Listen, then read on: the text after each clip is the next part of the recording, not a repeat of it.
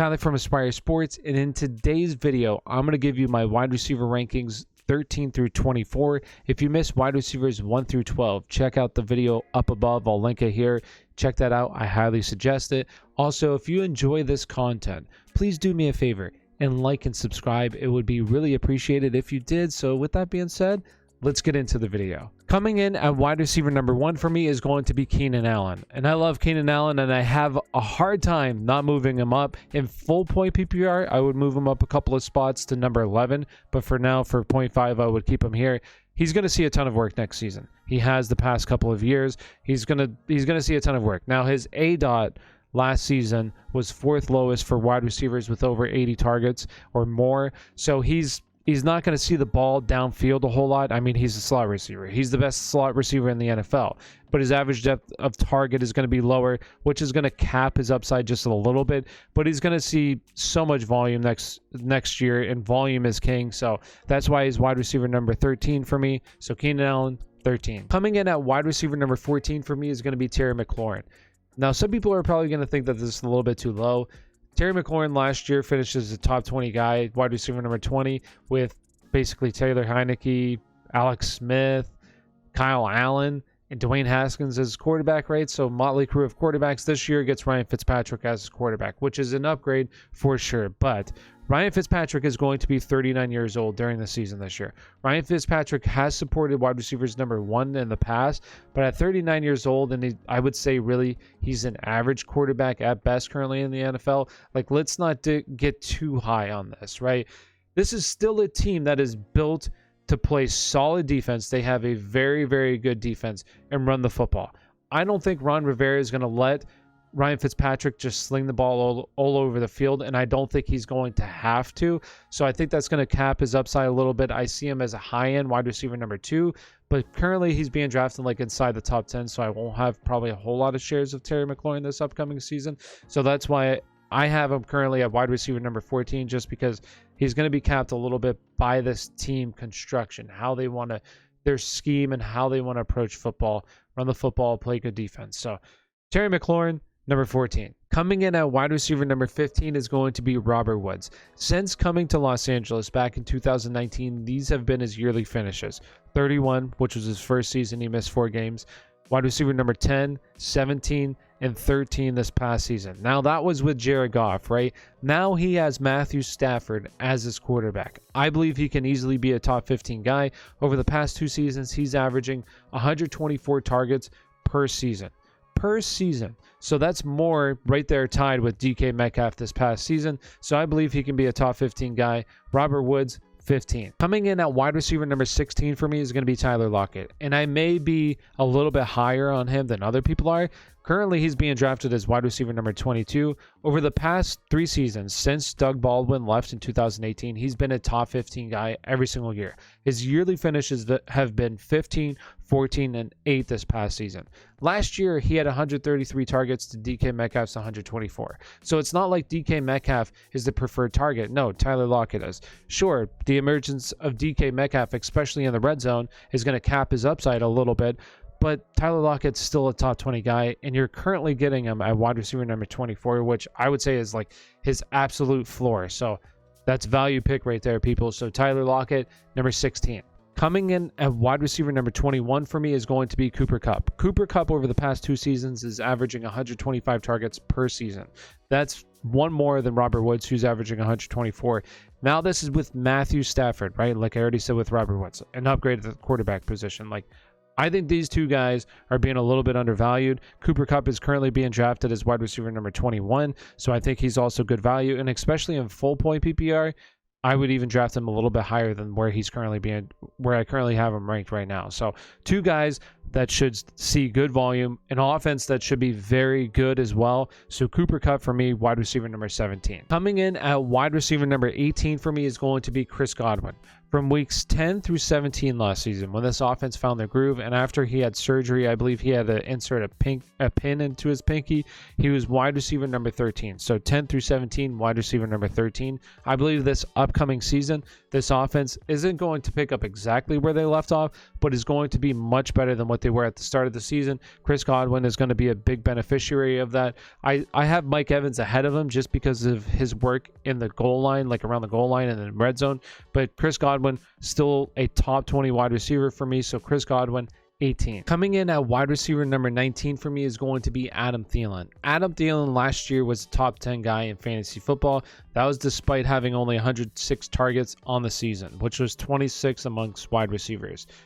Last year, he scored 14 touchdowns. So there is going to be some regression in terms of touchdowns. That's why he's currently ranked as wide receiver number 19. Just due to he's not going to see as many touchdowns, less work than Justin Jefferson. I feel like he's going to be a borderline top 20 guy after all of that. So Adam Thielen for me is wide receiver number 19. Coming in at wide receiver number 20 for me is going to be CeeDee Lamb. Now, I like CeeDee Lamb, but currently being drafted as wide receiver number 15, that's 2 spots ahead of Amari Cooper, who's being drafted as wide receiver number 17. To me, makes no sense. Like, why is that happening? Last year, in the limited time that these two played with Dak Prescott, Amari Cooper was wide receiver number 7 in that span. CeeDee Lamb was number 15. In that span, Amari Cooper had nearly 2 times the amount of targets that CeeDee Lamb had. Amari Cooper is the number 1 option, passing option, receiving option in this offense, not CeeDee Lamb.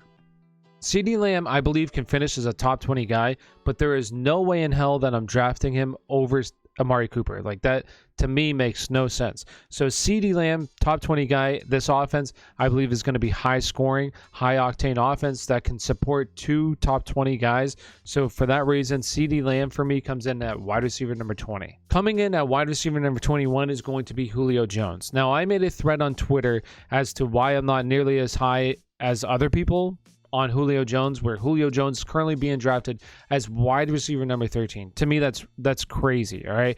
So this is basically what I said in the thread.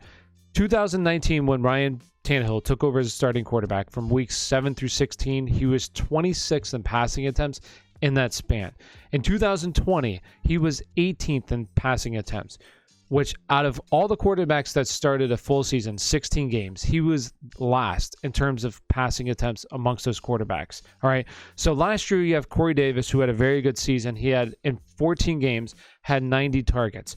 So I would say it's safe to say Julio's going to see right about 110 targets. All right. Maybe a little bit more, give or take. Okay. So 110 targets. Last year, out of all the top 20 wide receivers that saw 110 targets, there was only 4 wide receivers that finished inside the top 20. That was A.J. Brown, Adam Thielen, Mike Evans, Chase Claypool. Out of all those receivers who had less than 110 targets, all of them had the same thing in common. That was over 10 touchdowns, except Chase Claypool, who had 9. All right. So touchdowns were the big reason why they finished inside the top 20. In Julio Jones' career, there's only been one time, his second year in the NFL, where he had 10 touchdowns. He's never gone over 10 touchdowns, and that was in a high-powered offense in Atlanta that threw the ball a lot. So he's never went over 10 touchdowns. A guy that I'm projecting to see right around 110 targets, do we think at the age of 32, after an injury-riddled season, he's going to score over 10 touchdowns, which he basically has to do to finish as a top 20 guy? Me personally, I don't believe that. That's why Julio Jones for me is outside the top 20. He's 21. I believe that you're drafting him solely based upon the potential, what he used to be. He's not the same player he used to be. So Julio Jones for me, wide receiver number 21. Coming in at wide receiver number 22 for me is going to be DJ Moore, somebody that I believe is very talented. It's just I don't like him as much as Robbie Anderson in terms of where they're currently being drafted. DJ Moore is currently being drafted, I believe, as wide receiver number 21. So he's right there. Wide receiver 22 is where I have him ranked, so right there.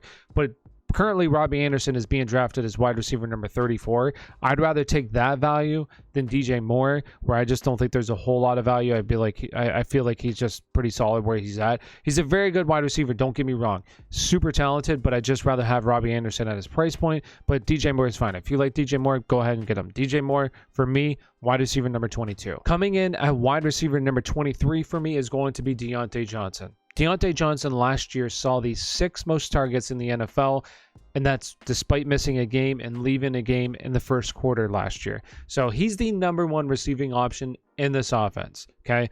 If he's not the first wide receiver taken off the board for Pittsburgh, then you better draft him because that's value right there.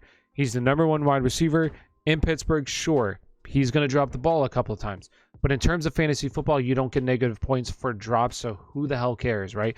That's always the biggest knock. Oh, he drops passes. Who cares? He's still the top 20 guy last year in full point PPR, and I believe this upcoming season has a chance to be. Now, Pittsburgh's not going to throw the ball as much as they did last year, which they threw the ball the 3rd most in the NFL, but I believe that they're going to throw the ball enough where he can be a borderline top 20 guy. So DeAndre Johnson for me, wide receiver number 23. Coming in at wide receiver number 24 for me is going to be Odell Beckham Jr. Odell last year tore his ACL, and I believe he's going to be on track to start the season. Now, this is something we have to monitor throughout preseason, but as long as he's on track to start, then I do like him here at wide receiver number 24.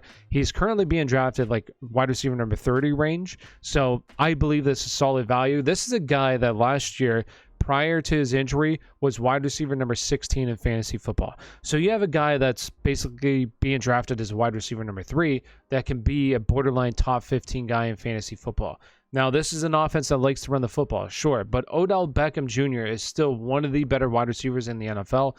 Guys always draft people that get hurt, come off of ACL tears later than what they should be drafted. I get it.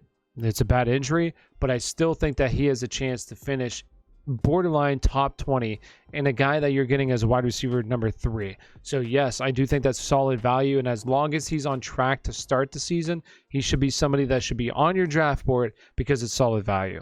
So with that being said, if you enjoyed this content, please make sure you hit that like and subscribe button. Really appreciate it. Thank you for watching, and have a great day.